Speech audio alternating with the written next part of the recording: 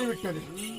ஆடின நேரத்தில் என்னுடைய தலையை இந்த 10 தலை ராவணன் ஒரு தலையை அந்த கடைசி தலையை கொடுத்து 4 தலை பாரு.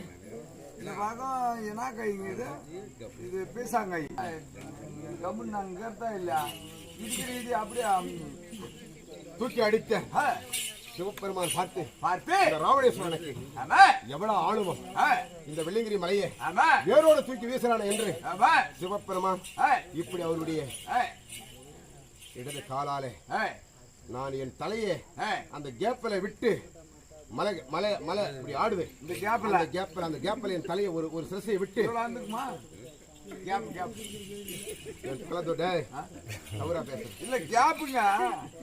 இன்னும் பெருசு என் தலை ஒரு தலை என் தம்பி என்னுடைய தலைகள் ஒரு தலை தூரும்படியாக நுழைத்து இப்படி தூக்கின ஆணவன் ராவணனுடைய ஆணத்தை அடக்க வேண்டும் என்று இடது காலாலே அப்படி பூமாதேவி இடத்தில் இப்படி அமைத்து விட்டார்.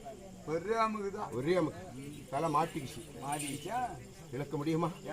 வெள்ளிங்கிரி மலையில மாற்றின தலையை நான் இழக்க முடியுமா? முடியாது. அப்போ நான் என்ன செய்தேன் தெரியுமா? சிவபெருமான் இடத்திலே எத்தனையோ என்னுடைய வலுவை நோக்கி என் வலுவாறு இழுத்தேன். என் தலையை வெளியே வரவில்லை. அப்ப நான் என்ன செய்தேன் தெரியுமா? முதலியாரே பொய்த்து போடுமா